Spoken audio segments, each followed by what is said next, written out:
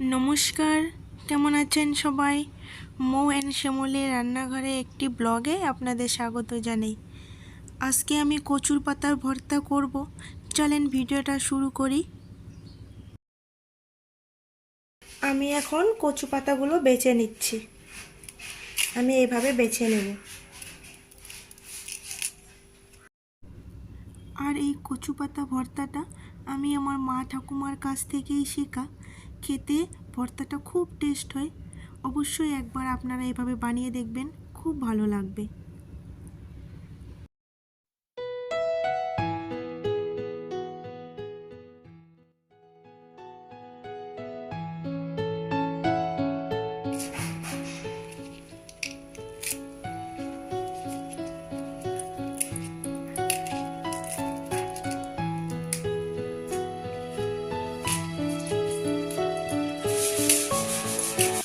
পাতাগুলো পরিষ্কার করে ধুয়ে নিলাম। একটা গোটা রসুন ছুলে নিয়েছি আর কয়েকটা কাঁচা লঙ্কা। এখানে আমি লঙ্কাটা অনেকটাই দিয়েছি, কারণ কচুতে একটু ঝাল ভালো লাগে। কড়াই গরম হয়ে গেছে, এখন আমি এর মধ্যে কচু পাতাগুলো দিয়ে দিব। আমি কড়াতে তেল দিব না।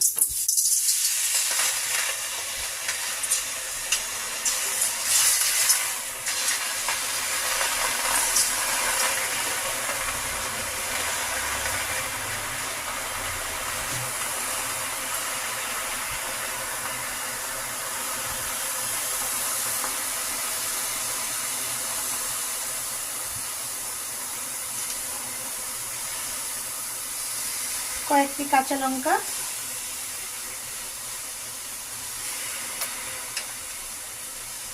আর একটা গোটা রসুন ছুলে নিয়েছি, দিয়ে দিলাম। স্বাদ মতো লবণ দিয়ে দিলাম।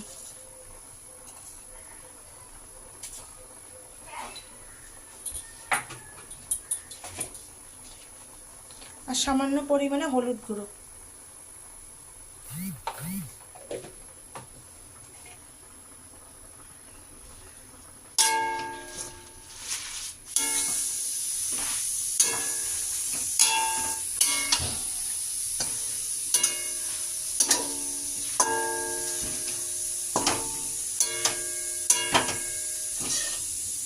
এখন আমি কচু পাতাগুলো নেড়ে 10 মিনিটের জন্য গ্যাসের আঁচ কমিয়ে ঢাকা দিয়ে রাখবো। গ্যাসের আঁচ কমিয়ে আমি 10 মিনিট ঢাকা দিয়ে রাখবো।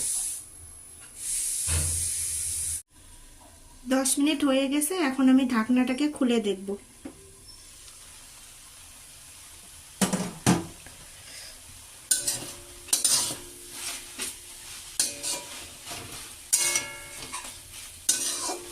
কচু পাতাগুলো একদম সিদ্ধ হয়ে গেছে।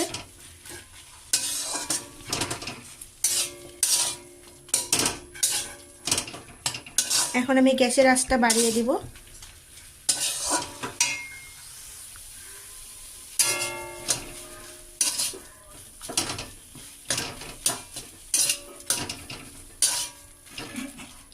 এভাবে আমি কচুগুলো আরো 5-7 মিনিটের মতো রান্না করে নিব।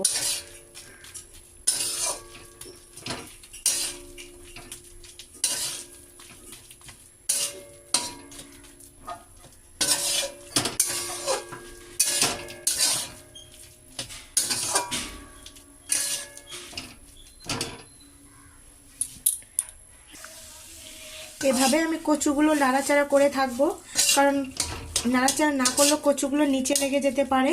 তো এইভাবে আমি নাড়াচাড়া করে থাকবো।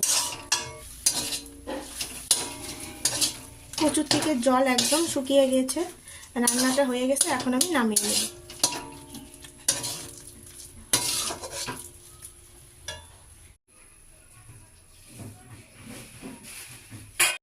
কচুর পাতাগুলো ঠান্ডা হয়ে গেছে, এখন আমি এর মধ্যে তেল দিয়ে মেখে নেব।